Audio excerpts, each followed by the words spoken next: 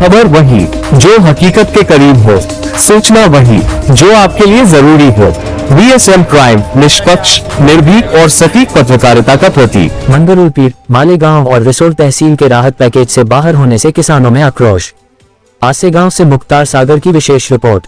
राज्य में जून से सितंबर 2025 के दौरान हुई अतिवृष्टि और बादल फटने जैसी बारिश के कारण बड़े पैमाने पर बाढ़ की स्थिति उत्पन्न हुई थी। इस आपदा में वाशिम जिले के मंगरुल पीर, मालेगांव और रिसोड तहसील के किसानों को भारी नुकसान उठाना पड़ रहा है।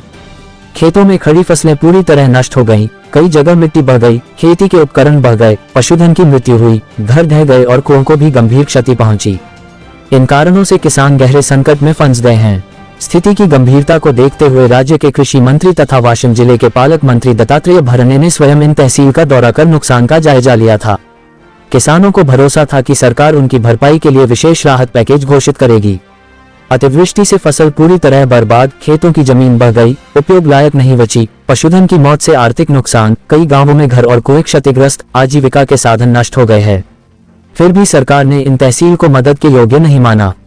क्रमांक CLS 2025 क्र 365 मदद 9 अक्टूबर को सरकार ने मंगरुल पीर, मालेगांव और रिसोड तहसील को राहत पैकेज से बाहर रखा है। इस फैसले से इन क्षेत्रों के किसानों में तीव्र रोष फैल गया है। लेकिन हाल ही में जारी शासन निर्णय से किसानों का आरोप है कि सबसे अधिक नुकसान इन्हीं तहसील में होने के बावजूद भी सरकार ने इस क्षेत्र के किसानों का उपहास किया है।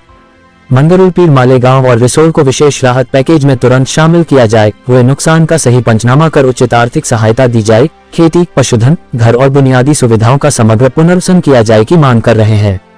जनाक्रोश बढ़ रहा है। किसानों का कहना है कि यदि सरकार ने समय रहते इन तहसील को राहत पैकेज में शामिल नहीं किया तो तीव्र आंदोलन किया जाएगा। फिलहाल इन तीनों ही तहसील में सरकार के इस निर्णय के खिलाफ व्यापक असंतोष देखा जा रहा है।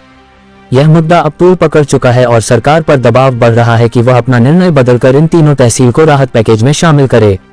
बता दें कि इस वर्ष लगातार बारिश से किसान की सोयाबीन फसल बर्बाद के बाद किसान द्वारा लगाई गई लागत का निकलना भी मुश्किल नजर आ रहा है। इसकी वजह से किसान को आर्थिक झटके से बचने के लिए सरकार से मिलने वाले राहत पैकेज की बेचैनी से इंतजार है।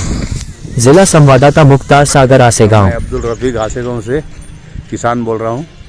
बरसात बहुत होगी इसलिए सोयाबीन सब खत्म हो गए और अब उसका भाव भी नहीं है। सरकार को चाहिए किसानों की मदद करे।